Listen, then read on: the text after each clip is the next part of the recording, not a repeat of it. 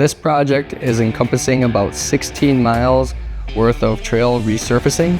It's from Kal-Haven trailhead to Bloomingdale trailhead, and we are also doing 3 bridge replacements, so the Black River Bridge, the Barber Creek Bridge, and the Spice Bush Bridge.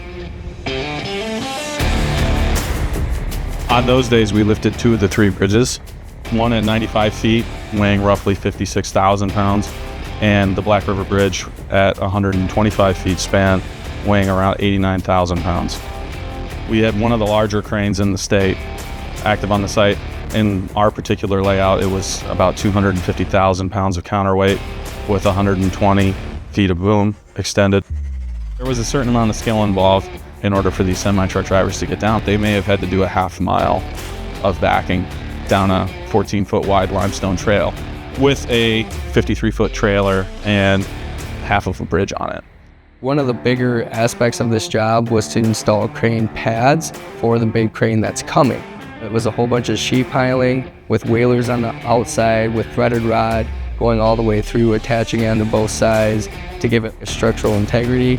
And then we had to backfill it with engineered compacted fill. We had to do it in so many lifts, and we had to have an inspector out here that did the density of the lifts to be sure that we were, hitting the right density as we worked our way up.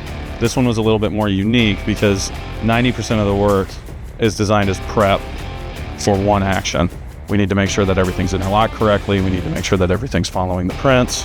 It's getting checked by the engineering team. It's getting checked by building inspectors. It's getting checked by state inspectors. It's getting checked multiple times.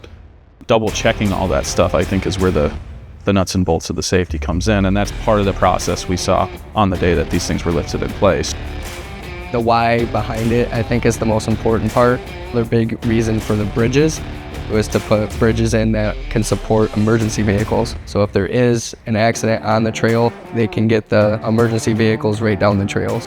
I think the advantages of a long span bridge like that, because it's steel and it's high quality steel, you increase the capacity quite a bit, but you also increase the lifespan, which requires very little maintenance. It can be checked routinely, and you're really concentrating on the quality of the welds. All this stuff needs to be designed, it needs to be engineered, but more importantly, it needs to be maintained.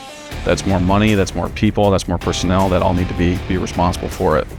So anything they can do to extend the life expectancy of an object and decrease the maintenance, I think, is a win-win.